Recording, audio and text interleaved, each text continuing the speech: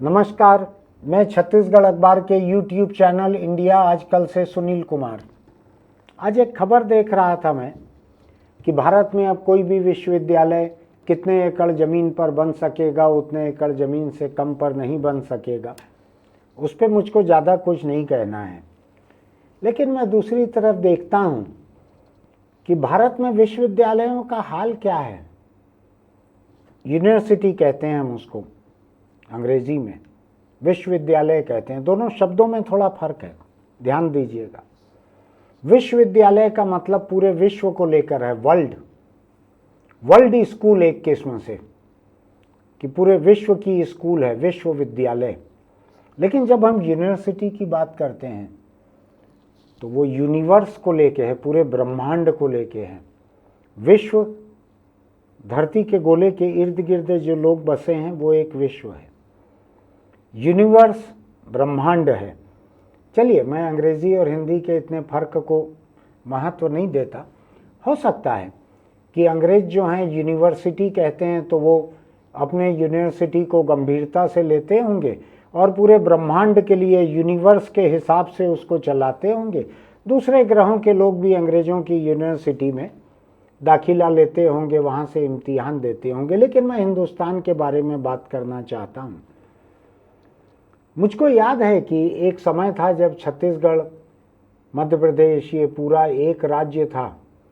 उस वक्त मुझको याद है मेरे परिवार के कोई व्यक्ति भी पढ़ते थे तो सागर यूनिवर्सिटी के मातहत आता था छत्तीसगढ़ का पूरा इलाका। मध्य प्रदेश के सागर विश्वविद्यालय के तहत शायद पूरा ही मध्य प्रदेश और छत्तीसगढ़ ये पूरा आता था। यहाँ के लोग वहीं से इम्तिहान देते थे। बाद में छत्तीसगढ़ राज्य बनने के भी बहुत पहले, मैं जब कॉलेज में पढ़ता था उसके पहले, रविशंकर विश्वविद्यालय बना। रविशंकर विश्वविद्यालय छत्तीसगढ़ के पूरे इलाके का विश्वविद्यालय था। तब ये वहाँ से कटा, सागर विश्वविद्यालय से कटा। लेकिन मैं आपको एक एक तारीख के हिसाब से कोई पुख्ता जानकारी नहीं दे रहा हूँ, मोटे मोटे तौर पर बतला रहा हूँ। अब उसके बाद मैं देखता हूँ कि रविशंकर विश्वविद्यालय रायपुर में था, पूरे छत्तीसगढ़ के छात्र छात्राओं के लिए इम्तिहान लेने का काम करता था। कुछ पढ़ाई लिखाई भी होती थी यहाँ पे, उच्च शिक्षा की, पोस्ट ग्रेजुएशन की कुछ पढ़ाई होती थी, रिसर्च होता था रविशंकर विश्वविद्यालय में। बाद में बिलासपुर में यूनिवर्सिटी बन गई, एक राज्य की यूनिवर्सिटी बन गई, एक केंद्र सरकार की यूनिवर्सिटी बन गई। वहाँ पर 2 यूनिवर्सिटी बन गई। फिर एक सरगुजा में बन गई, बस्तर में बन गई, दुर्ग में बन गई। अब मैं जब देखता हूँ इसको तो रविशंकर विश्वविद्यालय का इलाका कितना बच गया। न इसके पास अब बस्तर है, न दुर्ग, नांदगांव, कवर्धा, ये जितना इलाका है अविभाजित दुर्ग जिला, वो दुर्ग विश्वविद्यालय में चले गया। इधर नानघाट पार करें तो उसके बाद का इलाका बिलासपुर विश्वविद्यालय में चले गया। तो मोटे तौर पे रविशंकर विश्वविद्यालय के पास शायद अविभाजित रायपुर जिला इतना ही शायद रह गया है। तो पहले जो एक एक बड़े जिले हुआ करते थे, उतने बड़े बड़े जिले जो हैं वो अब एक एक विश्वविद्यालय का इलाका हो गया है। एक बड़े जिले में एक विश्वविद्यालय, ये तो मुझको ऐसा लगता है कि आपकी यूनिवर्सिटी आपके द्वार किस्म का है कि हम आपके घर के बगल में खोल देते हैं। यूनिवर्सिटी जैसा रहता था ना, बिजली का खंभा लगाना, ट्यूबवेल खोदना, पंप लगाना, बोरिंग लगाना, आपके घर के बगल में खोद देते हैं। ऐसा आपकी सरकार आपके द्वार की तरह, आपकी यूनिवर्सिटी आपके द्वार, आपका विश्वविद्यालय आपके विद्यालय के बगल में। हर विद्यालय के पास मानो एक विश्वविद्यालय खोलना बाकी रह गया है। मैं सोचता हूँ एक विश्वविद्यालय का मकसद क्या रहता है छत्तीसगढ़ में। अभी और बतला दूँ आपको मैं, ये केवल एक मिसाल की स्टेट है।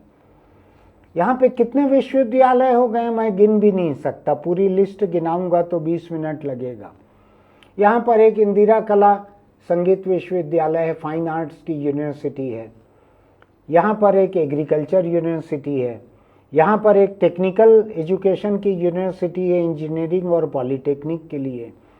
यहाँ पर एक आयुष विश्वविद्यालय है जो medical education, nursing, physiotherapy, dental, शायद इन सब को देखता है वो। यहाँ पर हार्टिकल्चर की यूनिवर्सिटी हो गई है, यहाँ पर पशुपालन की यूनिवर्सिटी हो गई है, यहाँ क्या क्या नहीं हो गया। यहाँ कोई एक शायद सुंदरलाल शर्मा ओपन यूनिवर्सिटी हो गई है।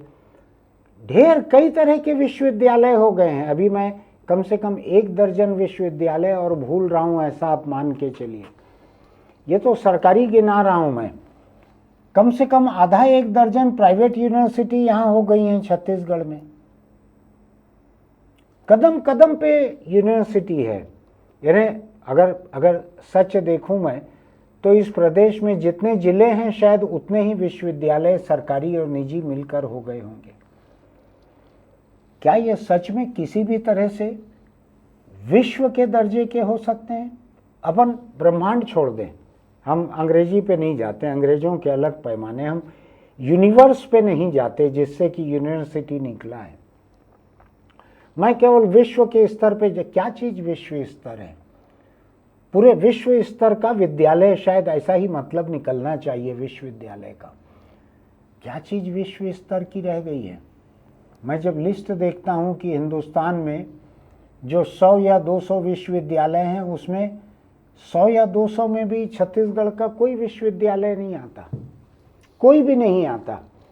मैं जब देखता हूं कि यहाँ पे की गई रिसर्च की क्या क्वालिटी है, जो कि विश्वविद्यालय का एक प्रमुख काम होना चाहिए कि अच्छा रिसर्च होना चाहिए, और अच्छे रिसर्च के लिए ज़रूरी रहता है कि अच्छे स्तर का हायर एजुकेशन भी हो विश्वविद्यालय में। क्या ये सचमुच मुमकिन है? जब छोटे छोटे से विश्वविद्यालय बन रहे हैं, उसमें स्टूडेंट्स की संख्या कम हो रही है, उसमें जिसको यूटीडी कहते हैं, विश्वविद्यालय शिक्षण विभाग, वो छोटे हो रहे हैं, वहाँ स्टूडेंट्स ही कम हैं, तो वहाँ प्राध्यापक कितने अच्छे आएंगे, कितना अच्छा वहाँ शोध कार्य हो सकेगा? मुझको शक है इसमें बहुत। अगर मैं गलत हूँ तो आप बतलाइएगा मुझको। तो मैं इस बात को लेकर हैरान हूँ कि गली गली में विश्वविद्यालय खोल देने से क्या शिक्षा का स्तर, शोध का स्तर ऊपर जाएगा? और एक वक्त था जब रविशंकर विश्वविद्यालय रायपुर में था, सैकड़ों किलोमीटर दूर बस्तर के जगदलपुर में उसका एक प्रशासनिक कार्यालय खोला गया था कि छात्रों को इम्तिहान का फॉर्म भरना है या मार्कशीट की कॉपी चाहिए तो वहीं जमा कर दो, वहाँ से यहाँ भेज देता था, वो दफ्तर यूनिवर्सिटी को भेज देता था। क्या अब तो सब चीज़ ऑनलाइन होने लगी है? आपको ऑनलाइन फॉर्म भरना है, ऑनलाइन आप फीस जमा कर सकते हो, ऑनलाइन सर्टिफिकेट या मार्कशीट बुला सकते हो, डाउनलोड कर सकते हो। अब तो सरकार की एक योजना, जोगी सरकार के समय की थी, चिप्स की योजना। चिप्स के सेंटर खुले हुए हैं जगह जगह गलियों में, जैसे एसटीडी पीसीओ एक समय रहते थे, वैसे चॉइस सेंटर खुले हुए हैं। आप वहाँ जाओ, वहाँ सरकार के बहुत सारे विभागों का कोई भी सर्टिफिकेट डाउनलोड कर सकते हो। वैसे सेंटर चलाने वाले को भी 10-20 रुपया एक एक सर्टिफिकेट का मिल जाता है। तो यूनिवर्सिटी का कौन सा काम ऐसा है जो ऑनलाइन नहीं हो सकता? तो जहाँ पर हजारों छात्र छात्रा रहते एक कैंपस में, बड़े बड़े खेल के मैदान रहते, बड़ी बड़ी टीम रहती, सहूलियत रहती, बड़ी बड़ी लाइब्रेरी रहती, वहाँ के डिपार्टमेंट बड़े रहते, कई प्रोफेसर रहते, कई लेक्चरर रहते या असिस्टेंट प्रोफेसर रहते, बड़ी बड़ी प्रयोगशालाएं रहती, तो शायद शिक्षा का स्तर ऊपर जा सकता था। हमने विश्वविद्यालय को, नाम तो विश्वविद्यालय रखा, उसको मोहल्ला विद्यालय अगर हम कहते, केजरीवाल की मोहल्ला क्लिनिक की तरह, तो बस उतना ही बाकी है। जिला स्तर तक हम ले जा चुके हैं। छत्तीसगढ़ में जितने जिले उतने विश्वविद्यालय। हमने कॉलेजों को अलग कर दिया। पत्रकारिता के 500 छात्र होंगे, 1500, वो भी आंकड़े बहुत फर्जी हैं। ऐसे 1500 छात्रों के लिए 58 एकड़ जमीन देकर कुशाभाऊ ठाकरे पत्रकारिता विश्वविद्यालय खोल दिया। कितने पत्रकार वहां से निकलते हैं? बहुत सारे लोग तो यूपी, बिहार, पंजाब, हरियाणा से आके एडमिशन लेके चले जाते हैं, फिर इम्तिहान देने आते हैं। ये 500 लोगों के लिए एक विश्वविद्यालय खोलने के बजाय रविशंकर विश्वविद्यालय में अगर पत्रकारिता का एक डिपार्टमेंट रहता तो ज़्यादा अच्छा रहता, ज़्यादा अच्छे से चलता। मैं तो अभी भी चाहता हूँ कि पत्रकारिता विश्वविद्यालय नाम का पाखंड खत्म करना चाहिए सरकार को। इसका कोई औचित्य नहीं है। अपने अस्तित्व के शायद 20 साल पूरे कर चुका है वो, और वहाँ 1500 छात्र छात्रा नहीं है, वहाँ पर कोई पढ़ाई नहीं हो रही है। आंदोलन कर रहे हैं वो लोग कि पढ़ाने वाले क्लास में नहीं आते। तो क्यों ऐसा पाखंड चलाना? नाम विश्वविद्यालय, और वहाँ पर देखता हूँ मैं कि फलानी धार्मिक जयंती मनाई जा रही है, फलाने धर्म पर चर्चा हो रही है, राष्ट्रवाद पर चर्चा हो रही है, किसी धर्म पर चर्चा हो रही है। पत्रकारिता पे कितनी चर्चा हो रही है? क्या पत्रकारिता जो पूरी दुनिया में जो चलती है, क्या उस तरह की कोई भी बात हो रही है? नाम तो विश्व है, नाम विद्यालय भी है, सिखाने का पढ़ाने का। क्या पढ़ा रहे हैं? कुल मिलाकर मेरा यह मानना है कि जो छोटे छोटे विश्वविद्यालय बनाए गए हैं, ये इन्होंने शिक्षा के स्तर को बर्बाद करने के अलावा कुछ नहीं किया। न विश्वविद्यालयों में आपस में कोई मुकाबला होता। हर विश्वविद्यालय अपने आप को एक टापू समझता है। आपको बतलाऊं, मैं इस पे बोलने के पहले, कैमरे पर आने के पहले, मैं देश की उच्च शिक्षा के एक जानकार, छत्तीसगढ़ के रिटायर्ड चीफ सेक्रेटरी रहे हुए हैं सुनील कुमार, जो केंद्र सरकार में, भारत सरकार में उच्च शिक्षा का काम देख चुके हैं। शायद जॉइंट सेक्रेटरी या एडिशनल सेक्रेटरी रहते हुए कई साल उन्होंने काम देखा हुआ है। उनसे मैं पूछ रहा था तो उन्होंने कहा एक वक्त तो पूरा हिंदुस्तान, नेपाल, भूटान, ये पूरा इलाका जो है, पाकिस्तान आज जो है, ये सब जो है लंदन यूनिवर्सिटी के मातहत आता था। फिर कलकत्ता यूनिवर्सिटी चालू हुई, भारत की शायद पहली यूनिवर्सिटी थी। फिर मद्रास में शुरू हुई, फिर शायद बॉम्बे में शुरू हुई। ऐसा 2-3 प्रेसिडेंसी में शुरू हुई पहले यूनिवर्सिटी। इसके बाद शायद पंजाब में यूनिवर्सिटी शुरू हुई, उसके बाद इलाहाबाद में हुई, ऐसा एक एक करके हुई। मैं उनसे समझना चाह रहा था कि जब छात्र छात्राओं को दूर जाना पड़ता है, हॉस्टल में रहना पड़ता है, पढ़ना पड़ता है, तो उनका पूरा समर्पण पढ़ाई के लिए रहता है। अपने मोहल्ले के आवारा लोगों के साथ में घूमना, तालाब के किनारे लूडो खेलना, कहीं बैठकर गुटखा खाना, कहीं सिगरेट बीड़ी पीना, ये नहीं करते हैं। चाय ठेले पे गप मारना, ये नहीं करते हैं। जब लोगों को जाकर किसी यूनिवर्सिटी में औपचारिक रूप से पढ़ना पड़ता है, हॉस्टल में रहना पड़ता है, तो एक cross fertilization of knowledge and culture भी होता है। ये अलग अलग संस्कृतियों का और ज्ञान का एक मेला लगता है। वहाँ पर लोग एक दूसरे से बहुत सारी बातें सीखते हैं। अलग अलग राज्यों से आए हुए लोग रहते हैं, पूरे देश के लोग पहुँचते हैं, उनसे आपको बातचीत करके बहुत कुछ सीखने मिलता है, ज्ञान चक्षु खुलते हैं। लेकिन जब आपके अपने ही शहर में, अपने ही जिले में विश्वविद्यालय हो गया, तो आपकी बाहर जाकर मेहनत करने की संभावनाएं, गुंजाइश खत्म हो जाती है। नतीजा ये होता है कि ज्ञान की जो उत्कृष्टता, जो मेहनत बाहर जाने से हो सकती थी, उसकी अब जरूरत ही नहीं रह गई। अब तो मेरे घर के बगल में यूनिवर्सिटी है, मैं वहीं से डिग्री ले लूँगा या ले लूँगी। इसके अलावा मैं बतलाऊँ आपको, IIM अलग यूनिवर्सिटी है, IIT अलग यूनिवर्सिटी है, एम्स अलग यूनिवर्सिटी है। सब बहुत सारे यूनिवर्सिटी का दर्जा प्राप्त और संस्थाएं हैं यहाँ पर पढ़ाने वाली। शायद NIT भी अपने आप में डीम्ड यूनिवर्सिटी है, यह यूनिवर्सिटी है। तो मैं इनसे, सुनील कुमार जी से समझना चाह रहा था। उन्होंने कहा कि अगर स्थानीय विश्वविद्यालय खुलने से आपस में अगर विश्वविद्यालयों का मुकाबला होता है, तो हो सकता है उससे शिक्षा का कुछ भला हो। मैं तो ऐसे किसी मुकाबले की बात सुन भी नहीं पाया हूँ आज तक। मुझको लगता है कि हर कुलपति जो हैं वो अपने टापू पे काबिज रहना चाहते हैं, किसी दूसरे की दखल नहीं चाहते हैं। केवल राजभवन जाना पड़ता है, क्योंकि हर यूनिवर्सिटी राज्यपाल के मातहत रहती हैं, तो बस उतना ही दखल खींचतान के वो बर्दाश्त कर लेते हैं, बाकी नहीं चाहते हैं। एक चीज़ जरूर है कि जब छत्तीसगढ़ जैसे राज्य में 20, 25, 30 अलग अलग किस्म के विश्वविद्यालय हो गए हैं, तो सरकार के पास ये छूट रहती है कि 5 साल का कार्यकाल रहता है कुलपति का, या 65 साल की उम्र पूरे होने तक, ऐसा जो भी है।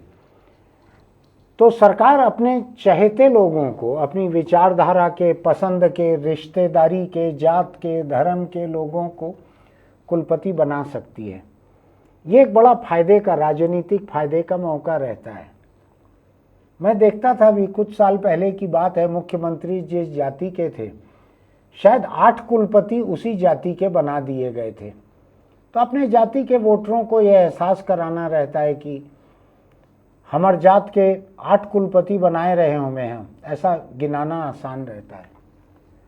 लेकिन क्या इससे कुछ भला हो रहा है? लोगों की मांग हो सकती है कि विश्वविद्यालय खोला जाए, लेकिन मैं आपको बतलाता हूँ, ये दड़बे जैसी मानसिकता है कि हर गांव में कॉलेज रहना चाहिए, फिर चाहे उस कॉलेज में अपनी इमारत ना हो, अपना कैंपस ना हो, किसी स्कूल की बिल्डिंग में लगे, वहाँ छात्र छात्रा ना हो, पढ़ाने वाले लोग ना हो, कुछ भी ना हो, लेकिन सरकार इसको एक राजनीतिक घोषणा करके उसका चुनावी फायदा पाने के लिए छोटे छोटे गांव कस्बे में कॉलेज खोल देती है। उसी तरीके से अब जिले जिले में विश्वविद्यालय खुल गए हैं। ऐसे संतुष्ट मत होइए, सरकार से ऐसी मांग मत कीजिए। जिन बच्चों के बारे में आप सोचते हैं कि इनको पूरे दुनिया में जाके मुकाबला करना चाहिए, उनको कम से कम शहर तक तो आने दीजिए। उनको छत्तीसगढ़ के, चलिए एक के बाद 2 शहर 3 शहर में जो विश्वविद्यालय हो गए थे वहाँ तक रहने देते। मेरे हिसाब से तो पूरे छत्तीसगढ़ में एक विश्वविद्यालय बहुत था। अब तो सारा प्रशासनिक और कागजी कार्रवाई जो है सब ऑनलाइन होती है, किसी को आने की जरूरत भी नहीं रहती। एक बड़े संस्थान में अच्छा काम होने की एक संभावना रहती है। ये छोटे जिले जैसा नहीं है जहाँ प्रशासनिक नियंत्रण के लिए छोटा जिला बना दिया जाए। अभी मुझको लग रहा है ऐसा हो रहा है कि जैसे हर विधानसभा क्षेत्र पे एक एक जिला बना दिया जाए, कुछ इस किस्म का हो जाए तो कैसा रहेगा।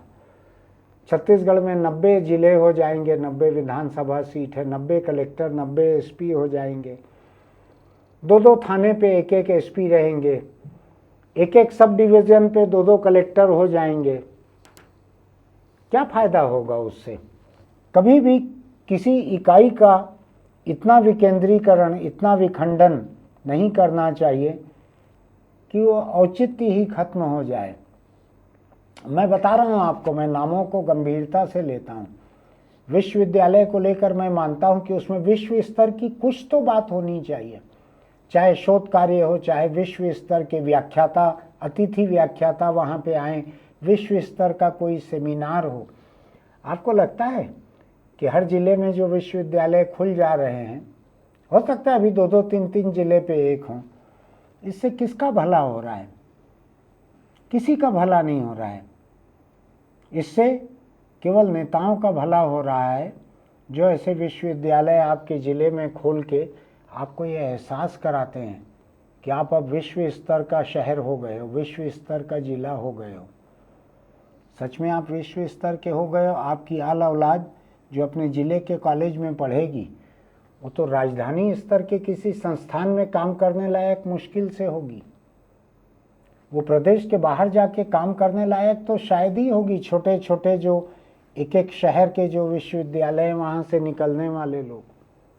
मत कीजिए ऐसा, नेताओं के ऐसे झांसे में मत आइए। मेरे दरवाजे मेरा विश्वविद्यालय, ये अच्छी बात नहीं है। उसको विश्व स्तर का रहने दीजिए। कोई तो काम हो वहाँ, विश्व स्तर का नहीं, राष्ट्रीय स्तर का कुछ काम हो वहाँ पर। आप देखते हैं ना, देश के बहुत सारे ऐसे विश्वविद्यालय हैं जिनमें पूरे देश से लोग मुकाबले में बैठते हैं दाखिले के लिए। JNU है, AMU है, BHU है, जामिया मिलिया है, टिस है, इंडियन इंस्टीट्यूट ऑफ साइंस है, बहुत सारे हैं जो बेहतर हैं बाकी से, जिनके लिए पूरे हिंदुस्तान के लोग मुकाबला करते हैं, पूरे देश से लोग आके रहते हैं। इसीलिए वहाँ से निकलने वाले अधिकतर लोग जो हैं, उनका दिमाग थोड़ा अधिक खुला रहता है। अधिकतर कह रहा हूँ मैं, कुछ एक अपवाद हैं, उनकी चर्चा अभी करके मैं विषय से, पटरी से उतरना नहीं चाहता। आपको बतलाऊं मैं, ये वो हिंदुस्तान है जहाँ पर नालंदा नाम का विश्वविद्यालय था, जिसमें चीन से लोग पढ़ने आते थे। चीन से ज्ञान के लिए चीन से आते थे। उस समय खच्चर पे आते होंगे, पैदल आते होंगे, साइकिल भी नहीं थी। कैसे आते होंगे मुझको नहीं मालूम है। विश्व स्तर का, हमारे यहाँ शांति निकेतन रविन्द्रनाथ टैगोर का शुरू किया हुआ विश्व स्तर का, गांधी ने राष्ट्रीयता की भावना के लिए 4 विद्यापीठ शुरू की थी। ये विश्व स्तर के संस्थान हमारे यहाँ कुछ एक बने थे। नालंदा तो आपको याद है इतिहास। हमको अगर अपने इतिहास पर गर्व है और गौरव करना चाहिए तो ये सोचिए कि विश्वविद्यालय ऐसे रहने चाहिए जिसमें चीन जैसे देश से लोग पढ़ने आए, दूर दूर से हजारों किलोमीटर से लोग पढ़ने आए। आज हिंदुस्तान में पढ़ने आने वाले लोग दुनिया के सबसे गरीब देशों के लोग हैं। कोई संपन्न देशों के लोग इधर पढ़ने नहीं आते हैं। तो थोड़ा सोच के देखिएगा, जिसको आप विश्वविद्यालय मानते हैं, अपने जिले का, शहर का या प्रदेश का, क्या सचमुच इतना विश्व स्तर का काम यहाँ हो रहा है? सोच के देखिएगा आप। मैं अभी बहुत अधिक बोलना नहीं चाह रहा हूँ, लेकिन मैं आपसे कह रहा हूँ, जब कोई अगले विश्वविद्यालय की घोषणा करना चाहें तो आप पूछिएगा कि अभी जितने विश्वविद्यालय चल रहे हैं, इन्होंने विश्व स्तर का या देश स्तर का कौन कौन सा काम किया है, थोड़ा बतलाइए। मेरा ये मानना है कि जनता को डिमांड करना चाहिए कि जो विश्वविद्यालय चल रहे हैं वो एक श्वेत पत्र की तरह एक वार्षिक रिपोर्ट सामने रखें कि उन्होंने क्या क्या किया है। उनको उत्कृष्टता के पैमानों पर देश में कौन सा नंबर मिला है, कौन सा दर्जा मिला है। अगर आप शुरू के 200 विश्वविद्यालयों में नहीं आ रहे हो अपने ही देश में, और क्यों खोल रहे हो नया? क्या कर लोगे और नया खोल के? केवल मर्जी का एक कुलपति बना लोगे या मर्जी की एक कुलपति बना लोगे? यही सबसे बड़ा हासिल मुझको दिखता है, अपने पसंद के कुलपति की नियुक्ति। शायद नेता इसीलिए इसको ज़्यादा चाहते हैं, और एक विश्वविद्यालय बन जाए और एक कुलपति बना देंगे। जनता का पैसा लगता है और जनता के बच्चों को अच्छी पढ़ाई से दूर रखा जाता है। गांव-गांव में विश्वविद्यालय खोल के विरोध कीजिए इसका। कम से कम विरोध करने के पहले समझिए, सवाल कीजिए, पूछ लीजिए, फिर मिलेंगे। आपको मेरी ये बात अगर अच्छी लगी हो, थोड़ी कठिन बात है, बहुत ही सनसनीखेज कुछ नहीं है इसमें, लेकिन अगर ये बात अच्छी लगी हो तो अपने आसपास के लोगों से चर्चा कीजिएगा, इसका लिंक लोगों को भेजिएगा, बात कीजिएगा उनसे। और हमारे इस YouTube चैनल इंडिया आजकल को सब्सक्राइब कीजिएगा, नोटिफिकेशन की बटन दबाइएगा, लाइक कीजिएगा, कमेंट बॉक्स में टिप्पणी कीजिएगा। चलते चलते एक छोटी सी सलाह, अगर आप बीड़ी, सिगरेट, गुटखा, तम्बाकू खाते पीते हैं तो छोड़ दीजिए, वरना कैंसर आपको नहीं छोड़ेगा। कैंसर का और तंबाकू का 2-3 पीढ़ी दूर का रिश्ता है। जहाँ तंबाकू है वो फिर न्योता दे के अपने 3 पीढ़ी दूर के भाई को, बहन को, उसको बुला ही लेता है। वो भाई बोलना ही ठीक है, कैंसर अच्छी चीज़ तो है नहीं कि मैं बहन का सम्मान दूं, अपने भाई को बुला लेता है। और फिर भाई आकर बैठता है, पूरा मुंह तबाह कर देता है, गाल काटना पड़ता है, गला काटना पड़ता है, जबड़े निकाल के फेंकने पड़ते हैं, पाँव की हड्डी निकाल के जबड़ा बनाना पड़ता है। छत्तीसगढ़ के तमाम कैंसर पेशेंट, तमाम तरह के, उनमें से 24% मुंह के कैंसर के हैं, जो कि मेरा अंदाज है 100% तंबाकू से उपजे हुए हैं। और तंबाकू से होने वाले गले और फेफड़े के कैंसर अभी बाकी हैं, 24% से अलग हैं। तो सोच लीजिए, अपने परिवार को और अपने आप को ऐसी बुरी हालत में मत लेके आइए कि आप मुंह दिखाने के लायक किसी को नहीं रह जाएंगे तंबाकू की वजह से। सब काट के फेंक देते हैं। देश के एक बहुत बड़े नेता हैं, देखते हैं ना आप टीवी पे जब बोलते हैं तो मुंह कैसे खुलता है। मेरी हमदर्दी है उनके साथ, मैं मजाक नहीं उड़ा रहा हूँ, लेकिन मैं उनको एक मिसाल के तौर पर आपके सामने रख रहा हूँ। राष्ट्रीय स्तर के बड़े नेता हैं, उनके मुंह का हाल देखिएगा। आपका भी ऐसा ही हाल होगा तो क्या होगा। तम्बाकू छोड़ दीजिए, फिर मिलेंगे।